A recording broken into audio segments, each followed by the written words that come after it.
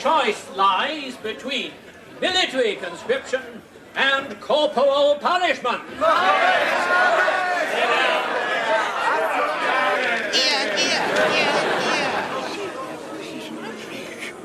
Entire debate has been written in advance. It says here, the minister's going to propose 5 years compulsory national service in the Falklands for all young men whose parents earn less than £20,000 a year. And therefore, we are going to introduce a 5-year period of national service in the Falklands for all young men whose parents earn less than £20,000 a year. Order. Cue.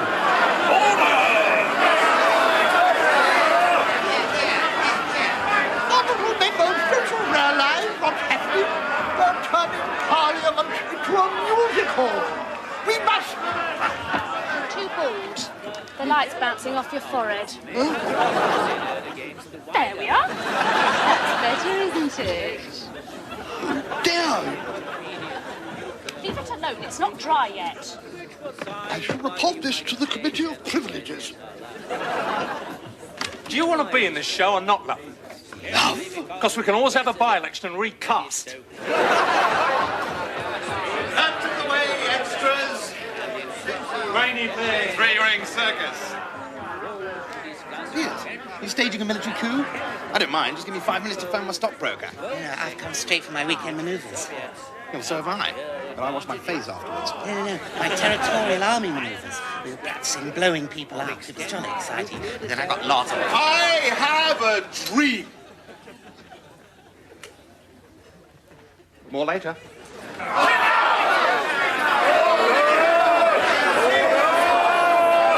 What was it about? What? Your dream. I didn't have a dream. I was lying to attract attention. I'm a politician. Right up your street, isn't it, Mr. Hart? This vulgar degradation of a noble tradition. The fellow's wearing makeup. You bet I am, fatso. Do you like the highlights? I was swathed in Begofoil from dawn. Anyway, you're a fine one to talk. What's this, you pet gerbil? Here, give us a tune, hacker. The minister's coming to the end of his speech and the director wants you to go on next. Oh, what? Yo. He loves the suit, the hair, the whole image. You can't speak next, Mr. Hart. The Labour shadow spokesman has to reply to the minister. Why? 700 years of parliamentary protocol. That is why. Well, it's fair dues. Your lot have ballsed up our restricted practices, now we're here to balls up yours. Don't worry, I'll speak next. I'm not lobby fodder. I have my own heartfelt views on this issue. What is it? Conscription. You're a guest. You got it. Looks even better on a bedroom chair. Your bed or mine? Oh, if you're going to play hard to get, forget it. And make Britain a safer place.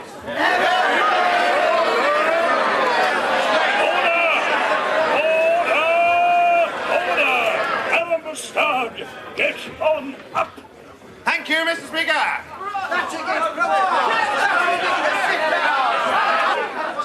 Thank you, Mr. Speaker. It's a real honour to be here this afternoon, and I mean that sincerely. To the honourable members and to all you wonderful people sitting there at home, I'd just like to say that I oppose conscription with every breath in my perfectly developed body. We don't need to draft our hooligans into the army. There's more than enough drunkenness, vandalism, and mindless violence in the army already.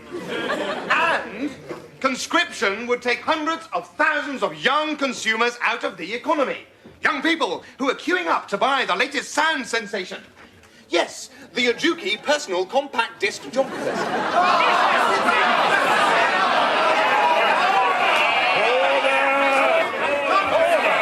Thank you, Mr. Speaker, which you can order from Abbey Stereo on mail order. Call 2627513. So television. The star is born.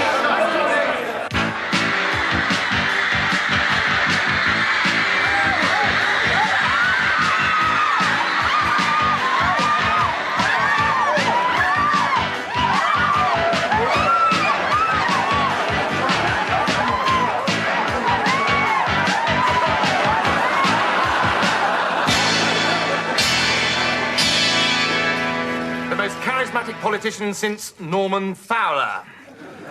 I'll take that as a compliment. Hello, Alan Bastard, parliamentary supernova. You want me to appear on What's the Question? I see. How much? Well, that's the taxi fare negotiated. Now let's talk about my fee.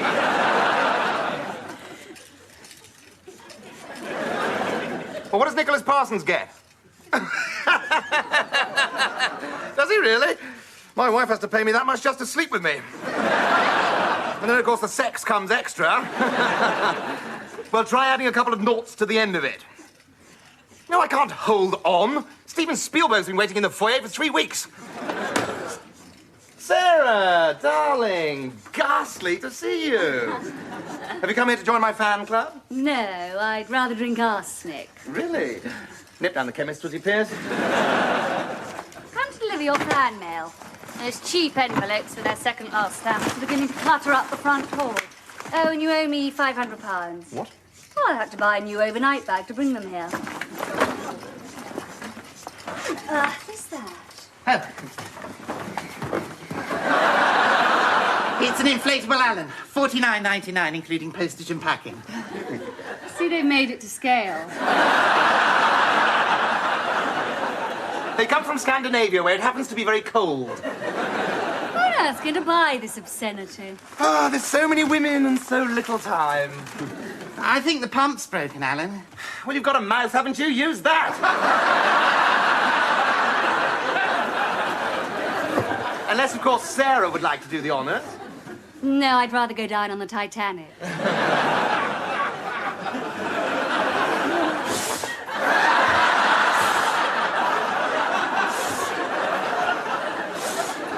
Gosh, this is going to take forever. It's not that lifelike, then.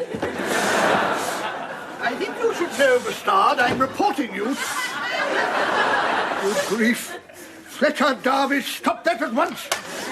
This is not the Liberal Party.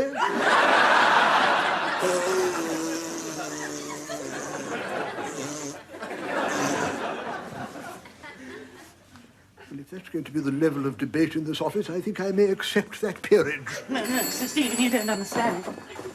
Alan Bastard jumped up little Pillock's office. Hello, Alan Bastard here in person. Oh, you managed to find enough money for me. Wonderful. Tell Nicholas I'll see him on the set. Well, guess who's going to be the new star of What's the Question? Gosh, what's the question? It's a marriage made in heaven, unlike ours. Alan Bastard on a game show so vulgar even the servants don't watch it. You're just jealous because I'm going to be the biggest star in Britain. Everyone will know my name and my face will be in every single newspaper, and you'll just be a spoiled, anonymous little middle-class housewife with a shopping fetish. The only attention you're ever going to generate is when they see the name on your credit card and they say, hey, wait a minute, aren't you related to that brilliant, witty sex warrior who's always on the telly? And even then they won't want to know about you. They'll just want to know about me. Well, then, you better pray I don't tell them the truth.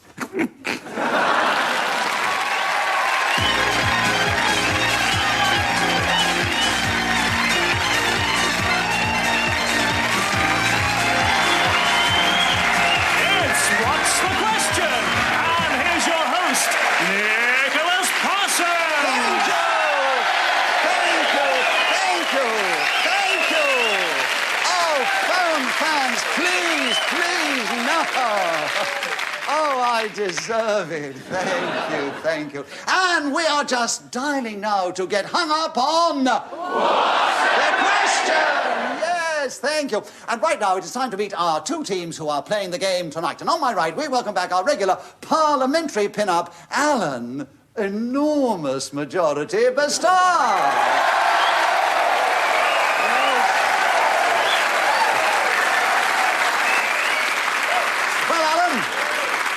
What have you been getting through in Parliament this week? 2 shorthand typists in the canteen, lady. Faster than directory inquiries. And Alan's partner is a shop assistant who comes from swinging Swindon. It's Sonia Ratcliffe. On my left, we welcome back our other regular player of the game who's just done a Royal Command performance, Roger Kitter. How did you find our royal family? Very friendly, Nick. Especially Princess Margaret. Really? Yeah. Really? I tell you, if I play my cards right, I could have a small part in Charlie's aunt. Yes, very naughty, yes. 9:30 on a Thursday morning, quite obscene. And Roger's partner is all the way from Halifax. Yes, it is Harry Fielding.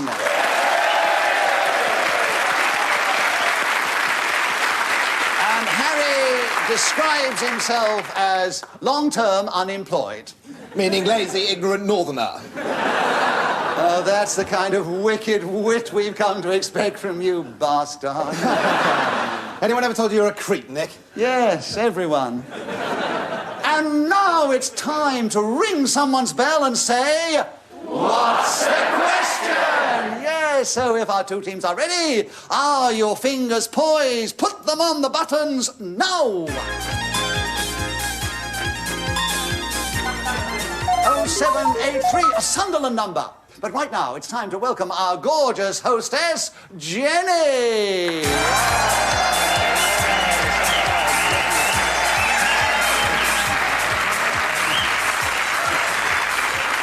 Oh, darling, don't overdo it. And Jenny is going to bring forth her golden digits. And she's going to use that digit to press out this number. And there we go, digit away. Oh, isn't this exciting, aren't you all? And the tizzy here. Yes, I do hope they're not working. You're joking. Workshy Slob's probably still in bed. Sleeping off last night's 14 pints of Newcastle Brown. Look, Nick. Yes. Do we have to have this constant crypto-fascist drivel from Alan here? Well, There's a lot of unemployed people in my industry. Yes, it's the first time you've worked for money this year, isn't it? Don't be so bloody nasty. Where's your equity card, anyway? You're doing a trade unionist out of work. Well, 3 hearty cheers. Come here, you... I don't need that. Ow! Oh, Roger, what do you have to do that for? Bloody hell, you two! This is supposed to be mindless fun for the masses. And Christ, this is only a rehearsal. I don't want to crack your style, Al.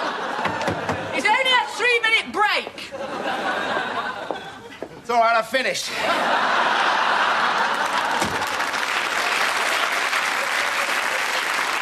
now listen, Alan. Look, For God's sake, go away. Oh, Sonia,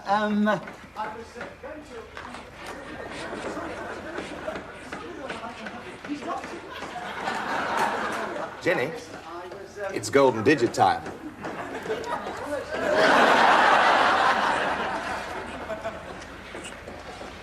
Here, Al. Al. Now, listen, Al. Are you addressing me? You just had that Sonia in the back of the larder. Of course. Why? What was it like? Well, it's pretty roomy, but the rear suspension's rubbish. Nice one, Al. Yes, now go away. Blimey. Look who it isn't. You. What, you mean it is me or it isn't me? No, of course it's you. Your missus has been dishing out all the dirt. My Life of Pain with Parliament's Kinky TV star by Sarah Bastard.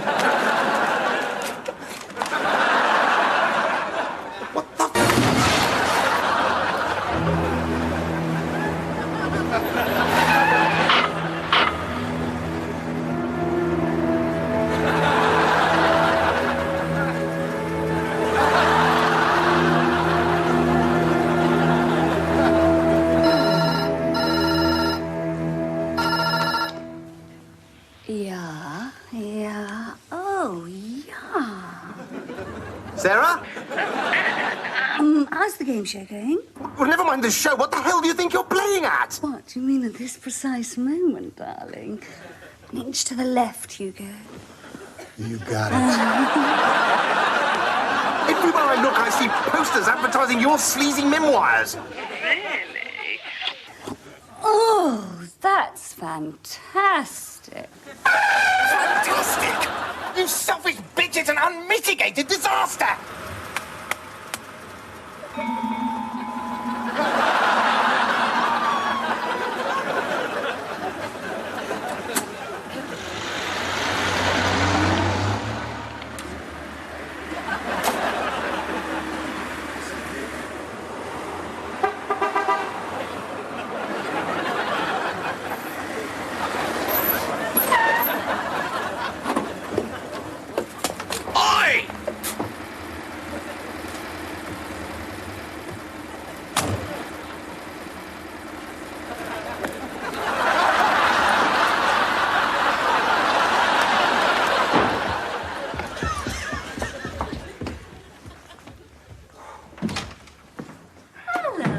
champagne? I'll give you champagne.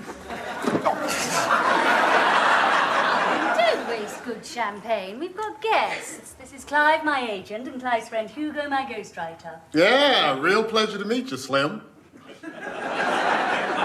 So you're the dude who dumped Argentinian nuclear waste under a primary school, huh? Me? That's outrageous. Yes. That's why it'll sell so many newspapers. Man, and the way you iced your two opponents in the general election, it was wonderful stuff. But that... We have the evidence. I can't wait till they find out that you provided General Galtieri with those two Exocet missiles. Don't worry, darling. They don't hang one for treason, not in peacetime. Right, Sarah, this has gone far enough. As your husband, I order you to evict these two Clause 20 agents from my house immediately. And withdraw your article from next Sunday's newspaper, or I will blowtorch your credit cards. Ooh. Blaze away, darling. They're paying me £100,000, and I've had quite a lot up front. And I'm on Wogan on Monday. Oh, big deal. Anyone can get on Wogan these days. Who's talking about the programme?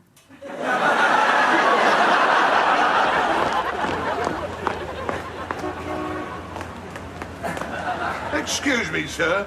Where do you think you're going? This is 10 Downing Street. Is it really? Well, fancy me not knowing that. I must be almost stupid enough to be a policeman. I recognise that acerbic wit. You're Alan Bastard, aren't you? I love that. What's the question? Yes, it's terribly popular with the educationally subnormal.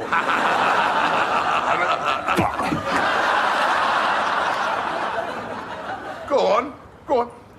Tell me an answer, and I'll guess the question. Like on your show. All right. In 5 seconds, I'm going to take out your truncheon and ram it sideways right up your... Got it! What will happen to me if I don't let you in to see the PM? Correct. I love quizzes. Go on, knock her up.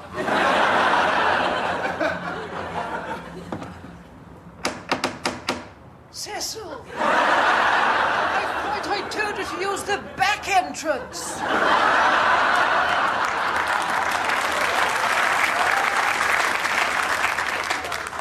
No, Prime Minister, it's me, Alan Bastard.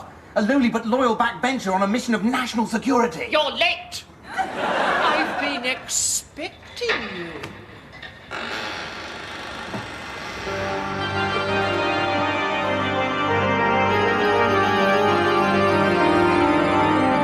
Sarah claims that she's been intimate with over half of your cabinet, presumably the bottom half.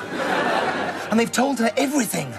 How much Nigel Lawson has in his Swiss bank account, the date and result of the next general election, and why Rhodes Boyson has those ridiculous sideboards. The party will never recover. Rubbish! The Conservative Party is bigger than one oversexed little member. Little?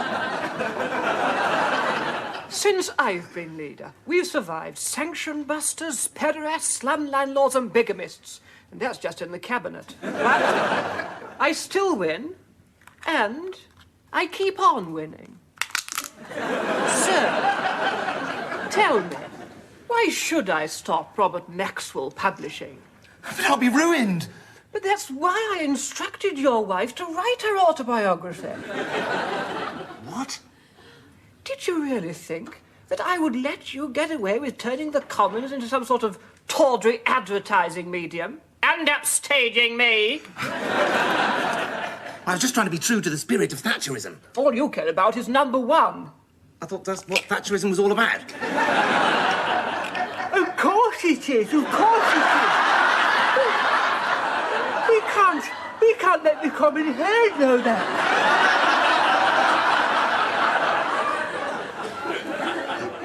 I beg your pardon? We can't let the common herd know that. They have to believe the Conservative Party stands for God and a strong pound. Not greed and an untraceable Deutschmark account in the Cayman Islands. Now get out!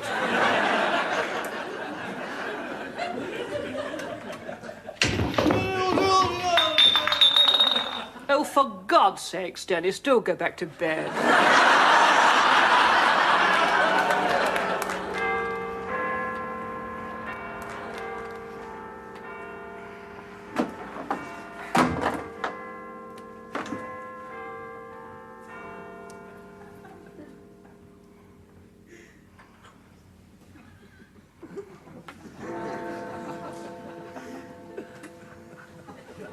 Wake up, Piers! You're in big trouble. I'm sorry, Alan. I was just packing up the Start Sings the Blues albums and I must have snoozed off with Boone. No, forget about that. Listen, there's a vicious story about the Prime Minister's private life coming out in next Sunday's People. And nobody knows who's written it. Well, you know how nobody likes you and you haven't got any friends? Yes. Well, they're all saying it's you that wrote the story. Me? Yeah, and they're coming to get you. Right now. Norman Tebbett's strapping on his Doc Martens even as we speak. Norman Tebbit? Yeah. But Alan, what am I going to do? Help me! Help me! But how? The paper comes out the day after tomorrow. Oh, Piers. God, how I hate the gutter press.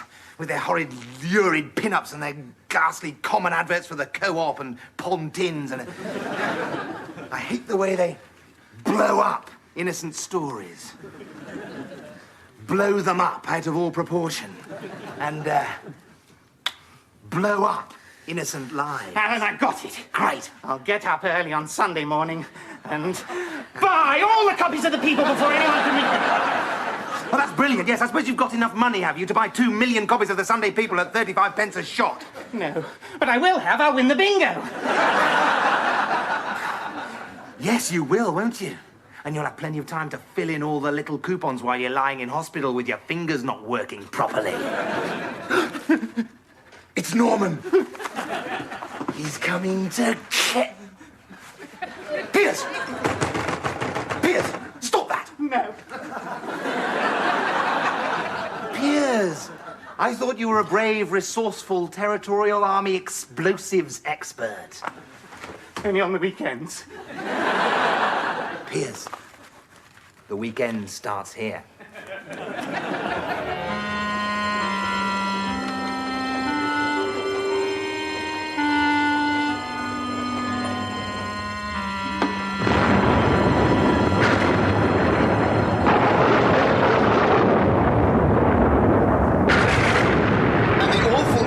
Just heard about the terrible explosion and fire at the new Mirror Group printworks only underlines the importance of compulsory fire prevention equipment, as proposed in my amendment. And in my opinion, and that of countless experts, the best fire prevention equipment is supplied by Shetland and Burt, the distinguished extinguishers who've been dampening things down since 1987. Call free phone 345 and just shout fire.